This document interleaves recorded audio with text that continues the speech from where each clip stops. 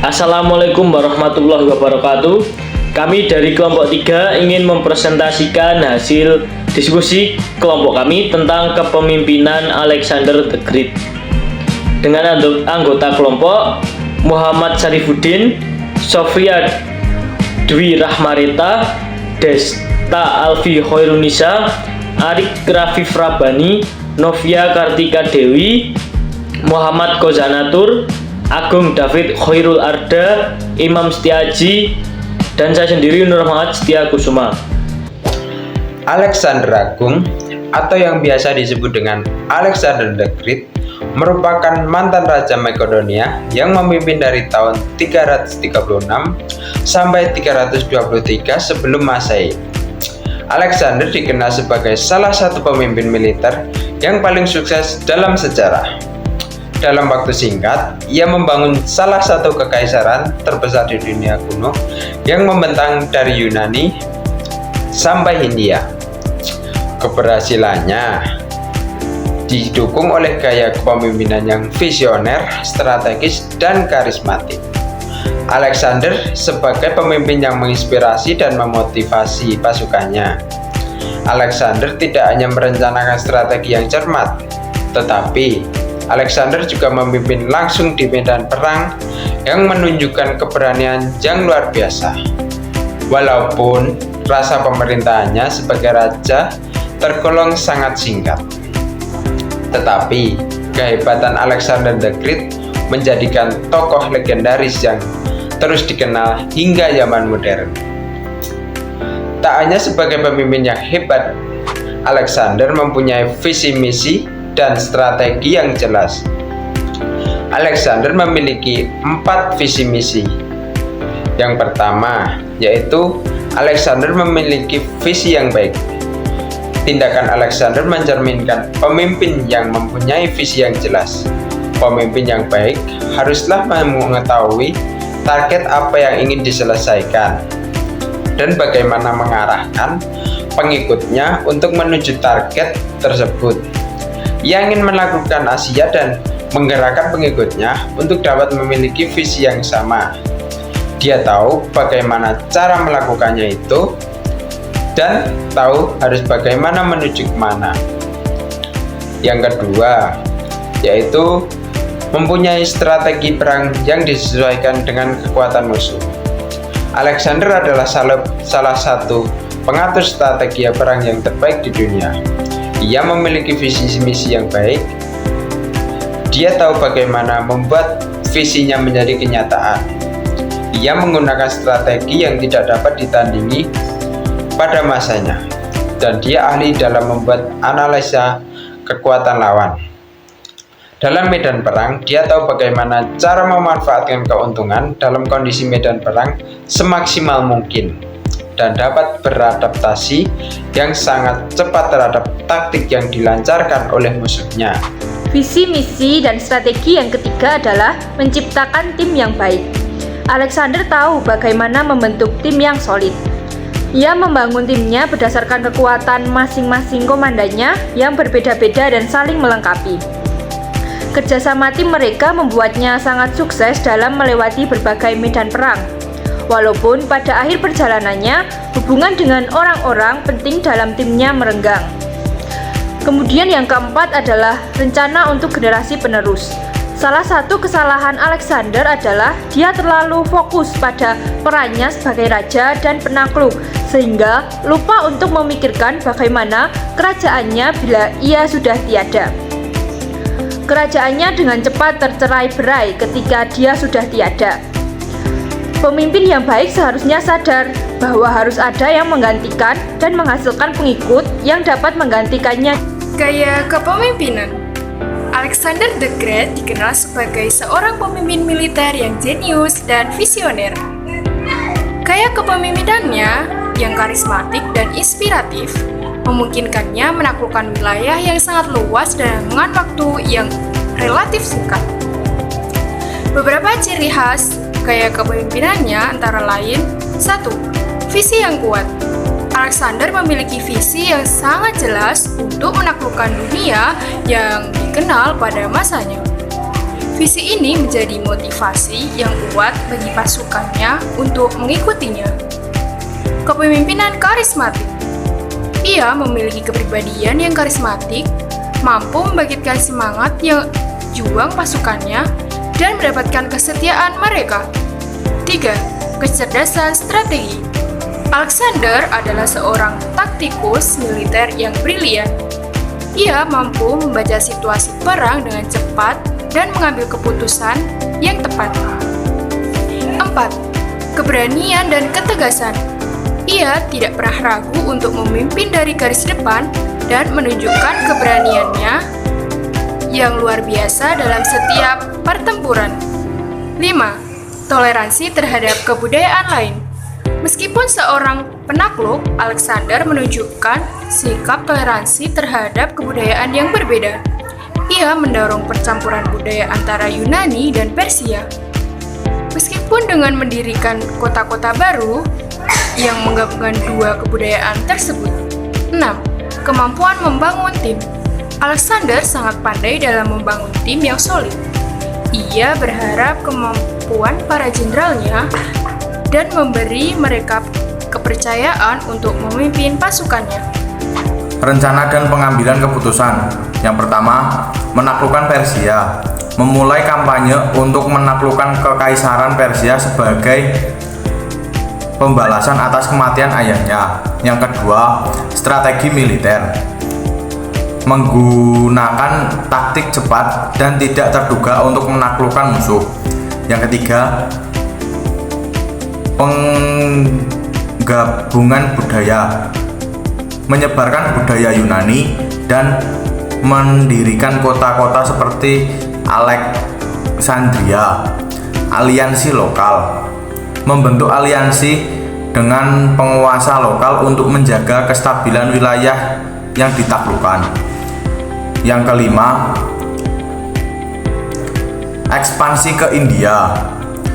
Menunjukkan penaklukan ke India meskipun pasukan menentang.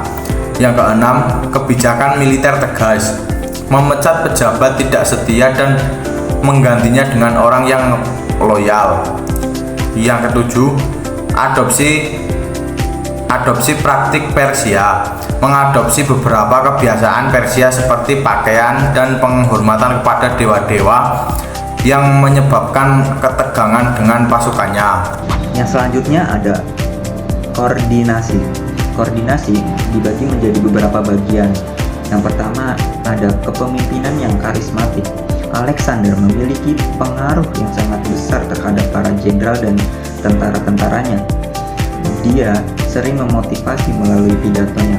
Alexander menunjukkan keberanian dengan berada di garis terdepan dalam pertempuran agar membangun rasa percaya diri di antara pasukannya. Komunikasi yang kedua ada komunikasi yang efektif. Alexander menggunakan kurir atau pembawa pesan yang terorganisir untuk menyampaikan perintahnya dengan cepat.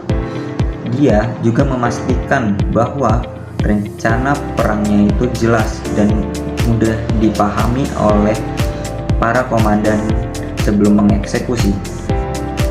Yang ketiga ada struktur komando yang tertata. Dia mengatur pasukannya dalam unit-unit yang sangat jelas seperti Pax Makedonia, kavaleri, dan infanteri ringan yang masing-masingnya mempunyai unit memiliki pemimpin yang sangat kompeten seperti Parmenion dan Hephaestion yang melapor langsung kepada Alexander-nya sendiri. Yang keempat itu ada adaptasi strategis. Alexander terkenal karena kemampuannya menyesuaikan strategi sesuai dengan situasi dan medan perang. Dia sering mengadakan diskusi strategis dengan para jenderalnya untuk memastikan semua elemen pasukan memahami tugasnya masing-masing. Yang kelima ada pelatihan dan disiplin. Pasukan Alexander dilatih dengan ketat sehingga mereka bisa bergerak dan bertindak sebagai satu kesatuan. Disiplin yang tinggi memastikan koordinasi yang baik di medan perang, bahkan dalam situasi yang kacau sekalipun. Yang keenam ada keputusan cepat dan tepat. Alexander dikenal sebagai keputusan dengan cepat, tetapi tetap didasarkan pada analisis yang matang. Dia mampu membaca situasi dengan baik dan memberikan perintah yang sesuai untuk mengatasi perubahan taktik. Yang terakhir ada hubungan personal dengan pasukan. Alexander memang mempunyai hubungan yang dekat dengan tentaranya. Dia sering berinteraksi langsung dengan para tentara, berbagi kesulitan dan memberikan penghargaan kepada yang sudah berjasa. Ciri-ciri kepemimpinan pada masa Alexander the Great. Yang pertama, beliau merupakan pemimpin militer terbaik.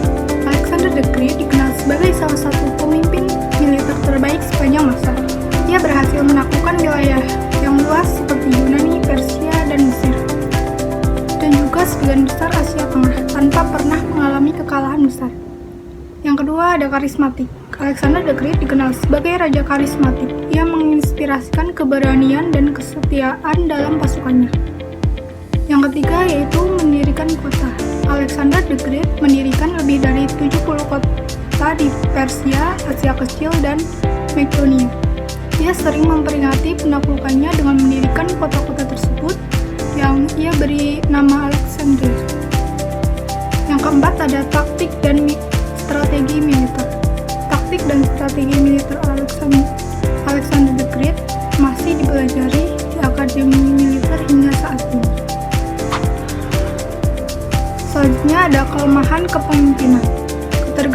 Yang pertama ada ketergantungan pada ekspansi militer. Alexander sangat